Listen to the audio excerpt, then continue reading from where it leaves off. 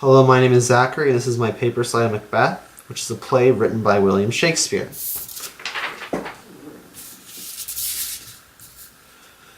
The play of Macbeth took place in 1600s and started when Macbeth and his partner Banquo were returning from war. They met three witches who were then going to tell them their futures. Macbeth was to become king, and Banquo's descendants were to become king. Lady Macbeth then persuades Macbeth to kill King Duncan and ascend to the throne.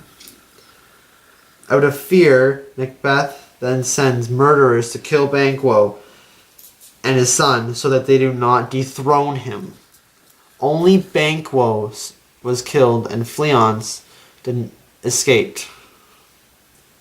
Macbeth then later in the evening holds a feast where he sees Banquo's ghost. Macbeth then goes and sees the witches to gain another set of prophecies, which were to beware Macduff, that no man born naturally from a woman can harm Macbeth, and the third prophecy said that Macbeth will never be defeated until Birnam Wood's march on Dunstan Hill.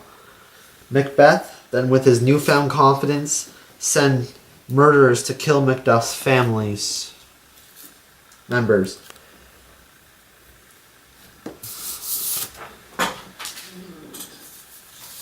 Next, Macbeth's wife dies because she suicided. She suicided because of extreme guilt towards her helping Macbeth plot to kill King Duncan.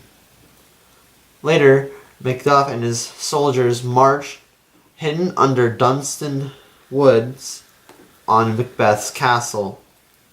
Macbeth and Macduff then fought, with Macduff winning and then cutting off Macbeth's head and displaying it to his soldiers to see. There are three reasons why Macbeth is a great example of literature. The first reason is the commentary of the novel.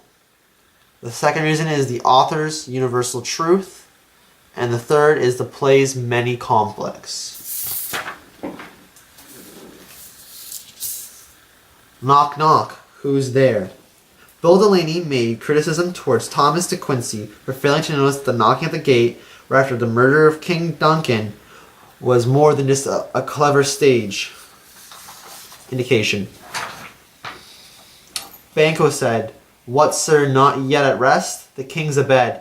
Ye hath been unusual pleasure and sent for great largesse to your offices. This diamond he greets your wife withal by the name of most kind hostesses and shut up in measureless content." Banquo then gave Macbeth a diamond.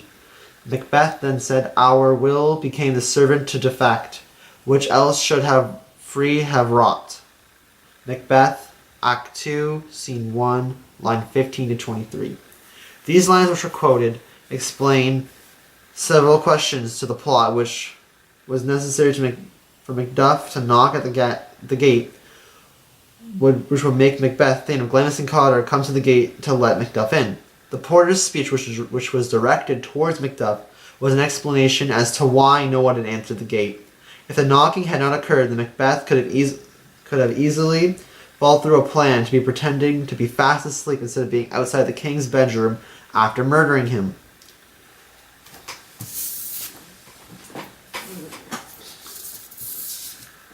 The author's universal truth of greed is relevant to many parts of Macbeth. For example, the greed of Lady Macbeth, as she was not happy enough with her husband not only just being the Thane of Glamis and Cawdor, but she also wanted him to become king. So then she plotted for her and her husband to kill King Duncan and then for Macbeth to ascend to the throne. Another example of greed found in the play was when Banquo and his son and Macduff's family were being murdered by Macbeth's will, as he sent murderers to kill them. Macbeth did not want them to interfere with him being king. He wanted to be king for the rest of his life. And finally, the conflicts. There are numerous examples of the different conflicts during the play Macbeth. An example is man versus nature, when the storms occurred during the beginning of the play. Another example is man versus the supernatural. An example of this is the witches, or even Banquo's ghost, which Macbeth meets at Macbeth's feast. There's also man versus man, which is when Macbeth and Macduff had fought, when Macduff won. And then there's also man versus self, when Macbeth questioned himself before he was going to kill King Duncan. Once again, Macbeth is an example of great literature because of the phenomenal commentary, the author's universal truth, and the play's many conflicts. Not had all spent, where our desire is got without content. We have scorched the snake, not killed it. Tomorrow and tomorrow and tomorrow. All the perfumes of Arabia will not sweeten these little hands. These are all examples of famous quotes from Macbeth. What do they mean to you? My name is Zachary, and thank you for watching my paper slide.